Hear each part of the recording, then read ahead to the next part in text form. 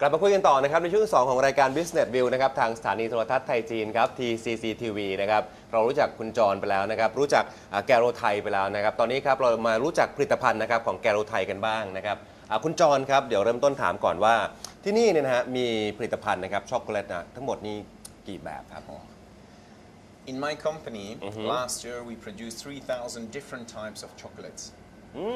ครับ But there's much more than that. But actually, if you come back, I'm talking about finished products. But if you come to the raw material, originally, the cocoa bean is called Criollo. Is the Criollo origin.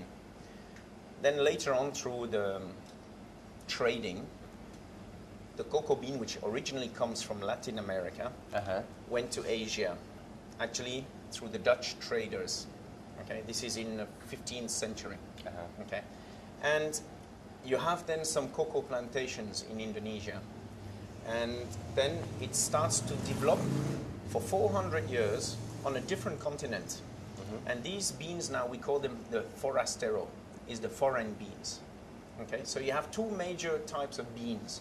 The Criollo, the original one, and then the Forastero. Then from Asia it went to Africa. Today, West Africa is the biggest production in the world. It's about 65% of the world production. Now somebody decided to blend the two, the Criollo and the Forastero, and they tried this on Trinidad. And now it's called Trinitario. The third variety of bean is Trinitario. It's like a blend of the original Criollo and the Forastero. So if you want to go at the origin of the cocoa, those are the three original beans that you find today on the market. Criollo beans, Forastero, and then the Trinitario. ที่อยากถามว่านะครับการเบรนด์โกโก้เนี่ยครับมันทำให้รสชาติดั้งเดิมของเขานี่แตกต่างไหมฮะหรือว่าทำให้รสชาติดีขึ้น Okay, that's a little bit like anything in cooking. It's a own recipe. Okay, so different beans from different continents have different characteristics. But in the cocoa processing, there's much more than just the origin of the bean. As an agricultural product, the soil on which the tree grows is very important. The variety of the tree or the bean is important. The sunshine affects the flavor as well. The moment that you harvest the bean is very important. Is it ripe? Is it overripe? Is it underripe? And then there is two exceptional steps that really change the flavor of chocolate or cocoa. The first one, and probably the most critical one, is fermentation. Actually, to make chocolate, you need to ferment the beans. So first, you're going to cultivate the cocoa pod from the tree. Once you've cultivated it at the right time, the pod must have the right ripeness. You then open it, and if I open it, you see inside here, we have the cocoa beans with the fruit mucilage. Okay, it's like the flesh of the fruit. Yes. I will take this out and make a big pile and ferment it. This fermentation process will liquefy the pulp of the fruit and will start to change the molecular structure inside the bean so that you have what we call the precursors of chocolate flavors. If you taste it like this, it doesn't taste chocolate at all. It's very bitter and it does not taste chocolate at all. Right? ก็ต้องมีการคัดเลือกนะครับ That's right. So the fermentation is very critical. ครับ Once the fermentation is done, then you need to put it in the sun and you dry it. ครับ Okay? And then you're going to have beans. นี่คือ These beans, โกโก้บีน that's right. This is pure cocoa beans. And once it's dry, then we can ship it. You can ship it to Europe, you can ship it to the USA, you can ship it anywhere. In Thailand, for example, I could ship cocoa beans to Thailand because there's very little production of cocoa in Thailand, not enough to supply the local market, so we have to import the beans. Okay? So what you do here is then, once the bean has been roasted to give the flavor, because still this one needs to be roasted, otherwise the flavor is not strong enough. Then you have to take out the shell.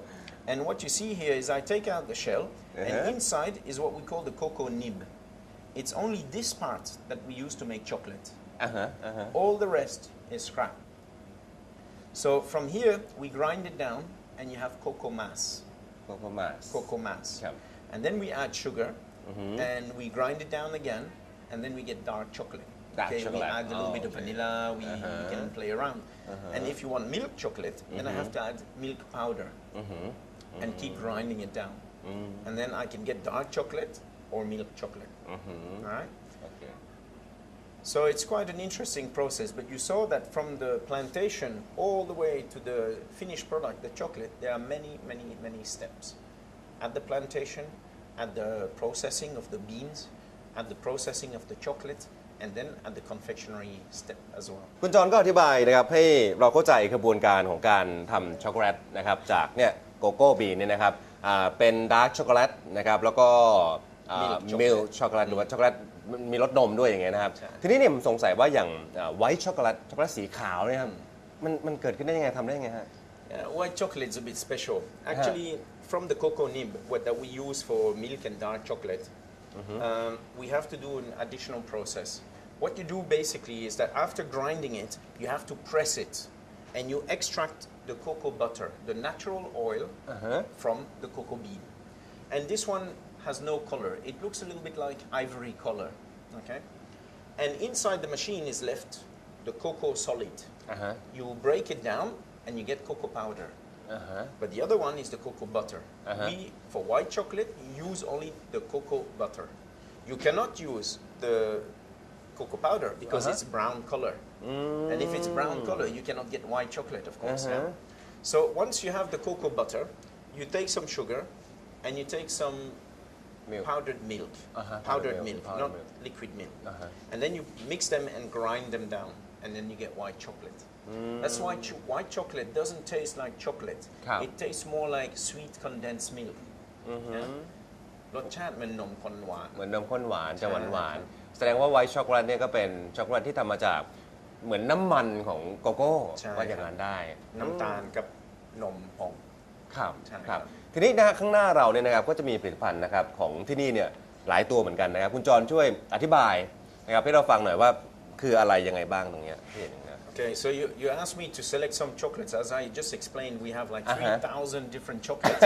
So I just selected some, I think, of the best sellers. And what I observed that my customers here in Thailand like the most. So I would say that let's start with the traditional one. This one is called the Belgian truffle. Belgian truffle. It's a chocolate truffle. So you start with a ganache. It's like cream and chocolate. And you pipe it by hand. And you make little tubes, round bits.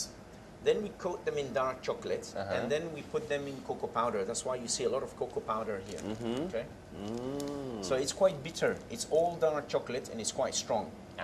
ข้างในจะเป็นครีม Yes, inside is a cream and chocolate together. It melts very fast also. So this is one of the characteristics which is very important for chocolate, is that it melts in your mouth. If you have a chocolate that doesn't melt, it's not a good chocolate, for sure. อันนี้คือ best seller เลย It's one of the classic.